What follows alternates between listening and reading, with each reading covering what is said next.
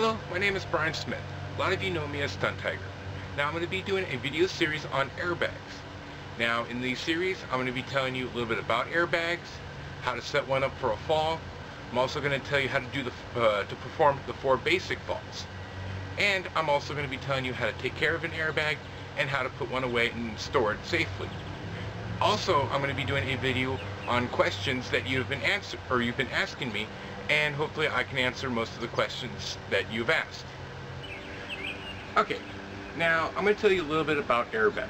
Airbags were invented in the early 60s. The first style airbag was just one chamber filled with air.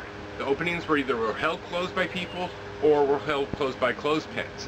When a person landed, they'd let go, or the clothespins would shoot off, and the person sank quickly to the ground. Over the years, airbags have gotten more and more high-tech and are much safer to land on than the ones back then. Now, airbags come in different sizes. The sizes depends on the height that you're falling from. Say if you're falling from 15 feet, you'd want a smaller airbag. An airbag that's maybe 8 feet wide, 10 feet long, and about 3 feet high. Now, if you're falling from like 15 stories, then you'd want a much larger airbag. One that's like 30 feet wide, 40 feet long, and 15 feet high. Now the reason is the higher you go, the more speed that your body's going to pick up during the fall, and the more force is going to be hitting the airbag. Now from 15 stories, the smaller airbag is not going to absorb the force of the person landing. Alright, and now airbags also come in multiple different colors. Now, the color of the airbag does not represent anything that will affect the airbag. Some performers might like the color dark blue, so naturally they would own a dark blue airbag.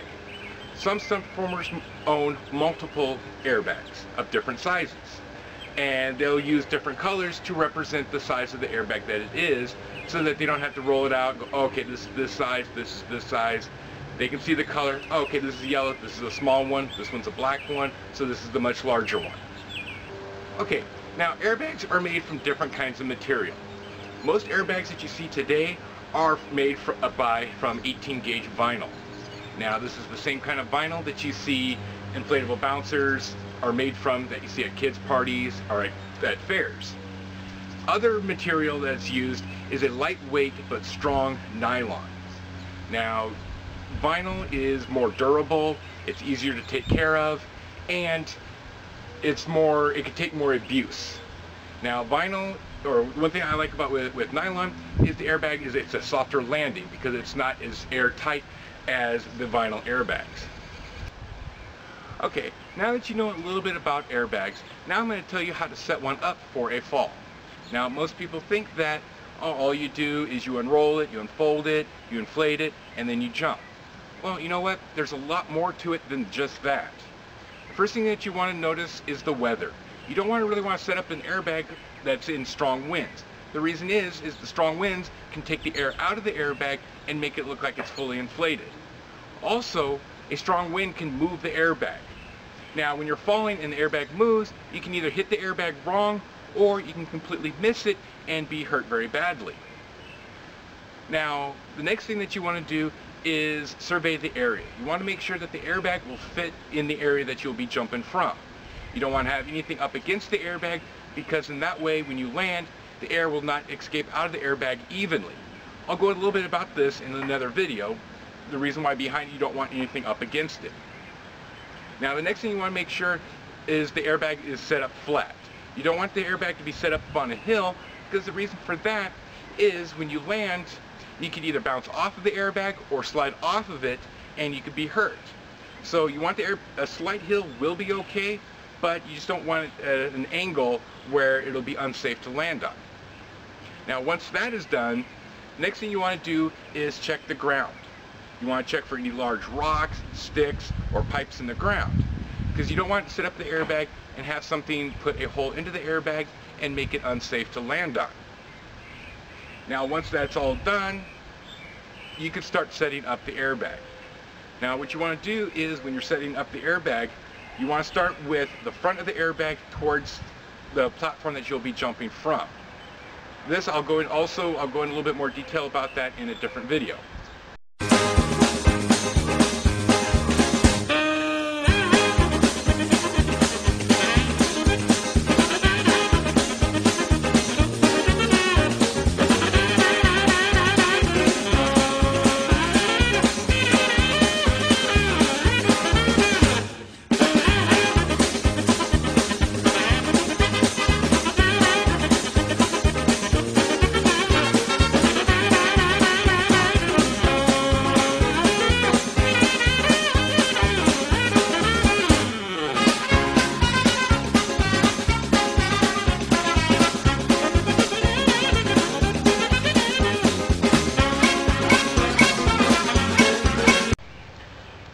Okay, now once you have the airbag that's completely flat on the ground, the next thing you want to do is do a quick safety check.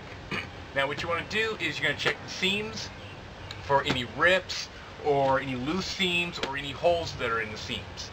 Now a loose seam doesn't really mean that the airbag is unsafe. You just mainly just want to check it after every couple of jumps to make sure that it doesn't rip open. The other thing that you want to do is check the vinyl itself. You also want to check for any weak spots, any holes, ribs, or anything that can make the airbag unsafe. Like the seams, a weak spot in the airbag does not necessarily mean that the airbag is unsafe. You just want to check it after every couple of jumps to make sure that it doesn't rip open. Alright, now once you've done the safety check, the next thing you want to do is hook the blowers up to the airbag. Now the blowers are hooked up to the blower tubes, which the blower tubes are connected to the airbag. Now when you hook up the blowers, you want to make sure that they are tightly secured to the blower tubes. Reason is when you land, you don't want the blower tubes to become disconnected and let the air out much quicker than it's supposed to. Okay, now once you have the blower tubes connected to the airbag, the next thing you want to do is start to inflate the airbag. Now it takes roughly about a minute or so for the airbag to be fully inflated the first time that you start to inflate it. Now there's a couple things that you can do to kind of speed up the inflation time. One of the things that you can do is lifting up on the front of the airbag. This is so that the air can flow easier into the airbag, which will speed up the inflation time.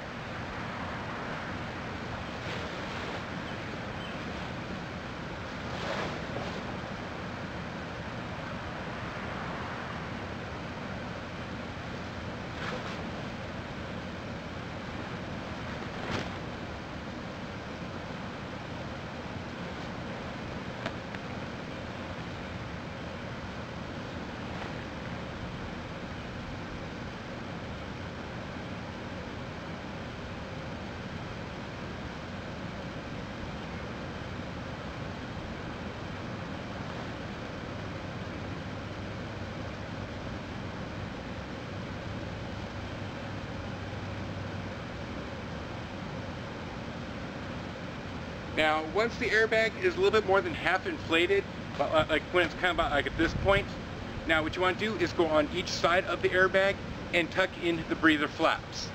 This will also help keep the airbag inflated, and it will also make sure that the airbag is fully inflated, and it also will help speed up the inflation time.